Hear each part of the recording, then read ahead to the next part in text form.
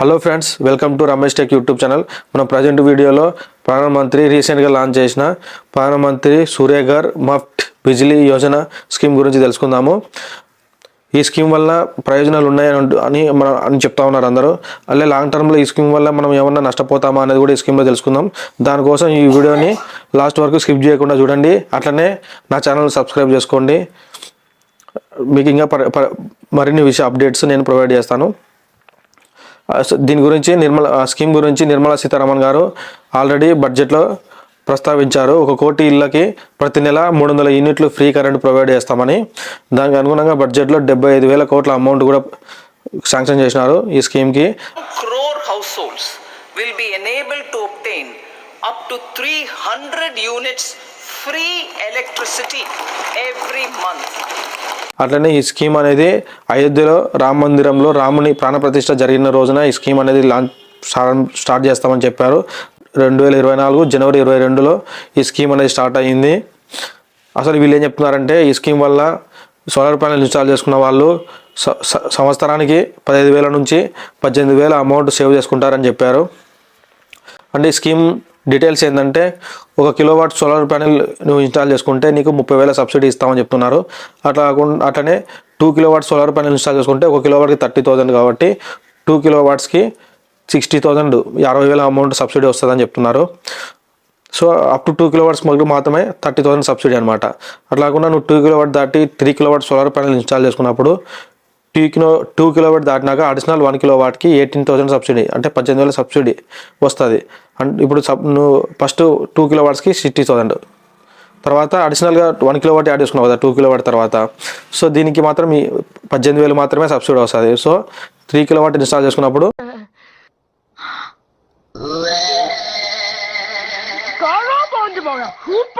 30,000 plus 30,000 plus 18,000 78,000 మాత్రమే subsidy వస్తుంది 3 kilowatt solar panel fix చేసుకున్నప్పుడు.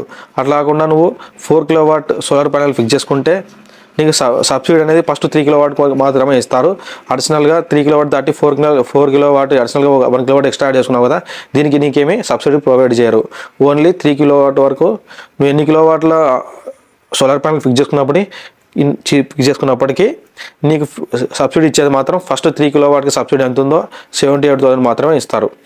సో 1 కిలోవాట్కి 30,000, 2 కిలోవాట్కి 60,000, 3 కిలోవాట్కి 78,000, దాని తర్వాత 4 కిలోవాట్ 5 కిలోవాట్ అని ఎన్ని కిలోవాట్ అయినప్పటికీ నీకు ఇచ్చే సబ్సిడీ మాత్రం 78,000 మాత్రమే. ఇవి ఈ స్కీమ్ యొక్క సబ్సిడీ డీటెయిల్స్. అండ్ ఈ స్కీమ్ వల్ల బెనిఫిట్స్ ఏంటంటే, గవర్నమెంట్ సబ్సిడీ వస్తుంది ఒక బెనిఫిట్. అంతేకాకుండా ఈ స్కీమ్ వల్ల రెన్యూవబుల్ ఎనర్జీ సోర్సెస్ యూజ్ చేస్తాం మనం. అంటే దీనివల్ల పరిసరాలు శుభ్రంగా నీట్గా ఉంటాయి కరెంట్ ప్రొడ్యూస్ చేసినప్పటికీ. అదేకాక రెన్యూవబుల్ ఎనర్జీ సోర్స్ అంటే మనం ఎంత ఉపయోగించుకున్నప్పటికీ తిరిగి ప్రొడ్యూస్ అయితేనే ఉంటుంది. సూర్యరశ్మి ఎంత యూజ్ చేసినా నీకు మళ్ళీ తిరిగి ప్రొడ్యూస్ అవుతుంది, కానీ అది అయిపోదు. సో ఇట్లాంటి వాటిని రెన్యూవబుల్ ఎనర్జీ సోర్సెస్ అంటారు. అట్లా కాకుండా మనం ట్రెడిషనల్గా మనం ఏం యూజ్ చేస్తామంటే, కరెంట్ ప్రొడ్యూస్ చేయడానికి కోల్ యూజ్ చేస్తాం. ఈ కోల్ యూజ్ చేయడం వల్ల పరిసరాలు క్లీన్గా ఉండవు, నీట్గా. బొగ్గు వల్ల ఏమవుతుంది, మనకి డస్ట్ అవన్నీ ఏర్పడతాయి. అంతేకాకుండా బొగ్గు అనేది కాస్ట్ కొనుక్కోవాలి. దాన్ని కొనుక్కోవడమే కాకుండా అది ఒకసారి కన్జ్యూమ్ అయితే అయిపోయాం, దానికి మళ్ళీ తిరిగి మనం బొగ్గును తిరిగి వాడలేము అనమాట. సో ఇలాంటి వాటిని నాన్ రెన్యూవబుల్ ఎనర్జీ సోర్సెస్ అంటారు. సో ఈ విధంగా మనం ఏం ఖర్చు చేయకుండానే మనం ఎలక్ట్రిసిటీ అనేది ప్రొడ్యూస్ చేస్తున్నాం అనమాట. అదొక బెనిఫిట్. అంతేకాకుండా మనకి పరిసరాలు కూడా శుభ్రంగా ఉంటున్నాయి ఈ సూర్యరశ్మి సోలార్ ప్యానెల్ యూజ్ చేయడం వల్ల. సో ఇదొక బెనిఫిట్. కార్బన్ ఎమిషన్స్ తగ్గుతాయి. అంటే ఈ స్కీమ్కి ఎవరెవరు ఎలిజిబుల్ అంటే, ఎవరైనా రేషన్ కార్డు కలిగి ఉండి పేద మధ్యతరగతి కుటుంబాలు, తక్కువ ఆదాయం కలిగిన కుటుంబాలందరూ ఈ స్కీమ్కి అప్లై చేసుకోవడానికి ఎలిజిబుల్. అట్లా కూడా ఓన్ హౌస్ కలిగి ఉండాలి. అది సోలార్ ప్యానెల్ ఇన్స్టాల్ చేయడానికి అనుకూలంగా ఉండాలి. అట్లా రేకుల షెడ్ ఇలాంటివి అయితే సోలార్ ప్యానెల్ ఇన్స్టాల్ చేసుకోవడం కష్టము. రీఇన్ఫోర్స్డ్ కాంక్రీట్, సిమెంట్తో ఇలాంటి వాటితో బిల్డ్ చేసుకున్న బిల్డింగ్స్ అయితే సోలార్ ప్యానెల్ ఇన్స్టాల్ చేసుకోవడానికి అనుకూలం అనమాట. అంతేకాకుండా అతనికి కరెంట్ కనెక్షన్ కలిగి ఉండాలి. మరియు ఇంకో కండిషన్ ఏమంటే, అతను ఇంతవరకు సోలార్ ప్యానెల్ పరంగా సబ్సిడీ పొంది ఉండకూడదు. ఒకవేళ అతను సోలార్ ప్యానెల్ పరంగా సబ్సిడీ పొంది ఉంటే అతను ఈ స్కీమ్కి అప్లై చేసుకోవడానికి ఎలిజిబుల్ కాదు. ఇవి ఎలిజిబిలిటీ డీటెయిల్స్. అండ్ ఎట్లా అప్లై చేసుకోవాలి ఈ స్కీమ్ కంటే, pmsuryagar.gov.in అనే దాంట్లో అప్లై చేసుకోవాలి. అదే కాకుండా పోస్ట్ ఆఫీస్లో కూడా అప్లై చేసుకోవచ్చు. అది ఎలాగో ఫస్ట్ ఈ వెబ్సైట్లో ఎలా అప్లై చేసుకోవాలో చెప్పిన తర్వాత పోస్ట్ ఆఫీస్లో ఎలా అప్లై చేయాలో చెప్తాను. ఫస్ట్ pmsuryagar.gov.in వెబ్సైట్లో లాగిన్ దాంట్లోకి సైట్లోకి ఎంటర్ అవ్వాలి. అది ఎంటర్ అయిన తర్వాత రిజిస్టర్ చేసుకోవాలి. రిజిస్టర్ చేసుకునేటప్పుడు మన స్టేట్ అడుగుతుంది. మన ఆంధ్రప్రదేశ్ స్టేట్ కాబట్టి ఆంధ్రప్రదేశ్ అని ఎంటర్ చేయాలి. తర్వాత డిస్ట్రిబ్యూషన్ కంపెనీ అడుగుతుంది. మనకి కర్నూలు ఏరియాలో distribution company southern power distribution company limited అనమాట. దాని తర్వాత కన్జ్యూమర్ నెంబర్ అడుగుతుంది. కన్జ్యూమర్ నెంబర్ అంటే ఇది ఎలక్ట్రిసిటీ కరెంటు బిల్లులో ఉంటుంది, అది ఎంటర్ చేయాలి. దాని తర్వాత mobile number, email ID enter చేయాలి. ఇవన్నీ ఎంటర్ చేసిన తర్వాత రిజిస్ట్రేషన్ ప్రక్రియ పూర్తి అయిపోతుంది. ఇది అయిపోయిన తర్వాత లాగిన్ అవ్వాలి. మళ్ళీ మనం consumer number, mobile number use చేసి లాగిన్ అయిన తర్వాత రూఫ్ టాప్ సోలార్ స్కీమ్ కానీ అప్లై చేసుకోవాలి.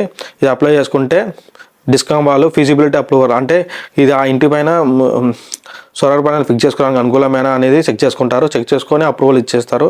అప్రూవల్ ఇచ్చేసిన తర్వాత డిస్కామ్ వాళ్ళ దగ్గర రిజిస్టర్డ్ వెండర్స్ ఉంటారు. ఈ సోలార్ ప్యానెల్ యొక్క వెండర్స్ వాళ్ళు వచ్చి మన బిల్డింగ్ పైన సోలార్ ప్యానెల్ ఫిక్స్ చేస్తారన్నమాట. ఇది ఫిక్స్ చేసిన తర్వాత ఆ పర్టికులర్స్ ఆ డీటెయిల్స్ అన్ని అప్లోడ్ చేసి మళ్ళీ ఒక మీటర్ కనెక్షన్ అప్లై చేయాలన్నమాట. ఆ మీటర్ ఎందుకనేది నేను మళ్ళీ చెప్తాను. సో ఆ మీటర్ అప్లై చేసుకున్న తర్వాత ఆ మీటర్ కూడా ఇన్స్టాల్ చేసిన తర్వాత సోలార్ ప్యానెల్ మీటర్ వర్క్ అవుతున్నాయని అధికారులు డిసైడ్ చేసుకున్న తర్వాత మీకు కమిషన్ సర్టిఫికేట్ ఇస్తారు. ఆ కమిషన్ సర్టిఫికేట్ ఇచ్చిన తర్వాత bank details, cancelled cheque submit వాళ్ళకి ప్రొవైడ్ చేస్తే మీకు నెల రోజుల్లోపు సబ్సిడీ వస్తుంది. సో ఇప్పుడు నేను ఒక మీటర్ చెప్పాను కదా, అది ఏంటంటే ఆన్ గ్రిడ్ సోలార్ సిస్టమ్ అనే దాని మీద ఈ మీటర్ పనిచేస్తుంది. మనము ప్రతి నెల 300 యూనిట్లు కట్ చేయం కదా, మనము సోలార్ ప్యానెల్ ఫిక్స్ చేసుకున్నాము. అన్ని కట్ చేయకుండా కొన్ని మిగిలిపోతాయి అనుకో, ఆ యూనిట్లకు మనకి డిస్కౌంట్ వాళ్ళు డబ్బులు ఇస్తారనమాట. సపోజ్ ఒక రోజులో నువ్వు 100 యూనిట్ల పవర్ ప్రొడ్యూస్ అయింది సోలార్ ప్యానెల్ వల్ల, నువ్వు పగులు ఒక 20 కిలోవాట్స్ యూజ్ చేసినావు. సో నీకు రిమైనింగ్ ఎంత ఉంటుంది, 80 యూనిట్స్ ఉంటుంది కదా, ఆ 80 యూనిట్స్ అనేటివి గ్రిడ్కి పోతాయి. సో రాత్రి సోలార్ ప్యానెల్ వర్క్ అవ్వవు కదా, పవర్ ప్రొడ్యూస్ అవ్వదు. రాత్రిపూట కూడా నీకు పవర్ అవసరమే.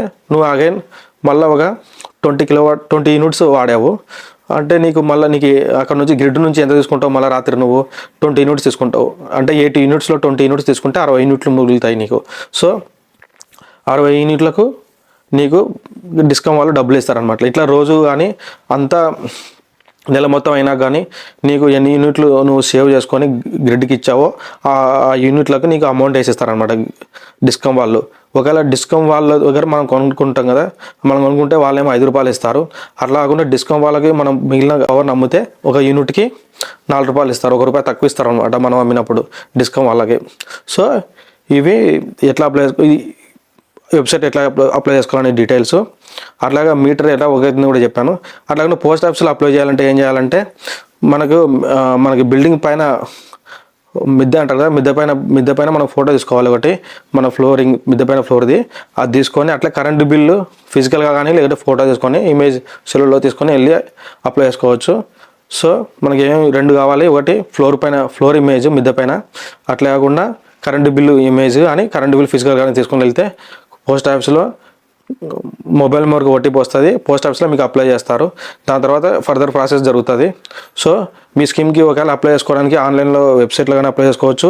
అదే కాకుండా పోస్ట్ ఆఫీస్కి వెళ్ళి కూడా మీరు అప్లై చేసుకోవచ్చు. ఇంకొకటి, ఈ స్కీమ్ వల్ల మీకు లాంగ్ టర్మ్లో ఏమైనా నష్టాలు ఉంటాయా అని కూడా చెప్పాను కదా, ఉంటాయి. ఎప్పుడంటే ఒక కోతుల బెడద ఎక్కువ ఉన్న వాళ్ళకి ఈ సోలార్ ప్యానెల్స్ ఒకవేళ డ్యామేజ్ చేస్తే ఇబ్బంది, అదొకటి. అదే కాకుండా మీ దగ్గర ఉన్న ఒక ఇల్లు ఉంది మీకు, ఇప్పుడు ఆ చుట్టుపక్కల మీకు ఇల్లు తక్కువ ఉన్నాయి, అంతేకాకుండా అందరూ ఒక ఫ్లోరే కట్టుకున్నారు. సో అప్పుడు నీకు సోలార్ ఎనర్జీ సూర్యరశ్మి పడుతుంది. అలాగకుండా నీ ఇంటికి నీ ముందర అంటే తూర్పు సైడ్ కానీ పడమర సైడ్ కానీ ఎవరన్నా ఇల్లు కట్టుకున్నారు, ఒక ఫ్లోర్లో హైట్ కట్టుకున్నప్పుడు, అప్పుడు నీకు సూర్యరశ్మి తూర్పు సైడ్ కానీ పడమర సైడ్ కట్టుకున్నప్పుడు సూర్యరశ్మి తక్కువ పడుతుంది, ఎనర్జీ ప్రొడ్యూస్ అనేది తగ్గిపోతుంది, అప్పుడు నువ్వు లాస్ అయిపోతావు. అట్లా కాకుండా తూర్పు సైడు పడమర సైడ్ 2 సైడు నీకంటే హైట్గా ఇల్లు కట్టుకున్నారు, ఆ టైంలో నీకు సూర్యరశ్మి పూర్తిగా తగ్గిపోతుంది, పవర్ ప్రొడక్షన్ అనేది చాలా తగ్గిపోతుంది, తప్పితే ప్రొడక్షన్ ఆగిపోతుంది. సో ఆ టైంలో నువ్వు లాస్ అయిపోతావు. సో ఇన్స్టాల్ చేసుకునేటప్పుడు ఆలోచన చేసుకోవాలి. ఏమైనా ఫ్యూచర్లో మనకి ముందు కానీ తూర్పు సైడ్ కానీ పడమర సైడ్ కానీ అప్స్టేర్లో ఏమైనా కడితే మనకంటే హైట్గా మనము పవర్ ప్రొడక్షన్ అయిపోతుంది, మనం లాస్ అయిపోతాం. సో అదొకటి, కోతుల బెడద ఒకటి, ఇట్లా ఇంకా చాలా కారణాలు ఉంటాయి. అవన్నీ ఆలోచించుకొని ఇన్స్టాల్ చేయించుకోండి. తర్వాత ఫ్యూచర్లో మీరే డబ్బులు లాస్ అవుతారు.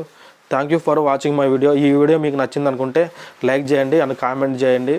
నా ఛానల్ సబ్స్క్రైబ్ చేయండి. Thank you.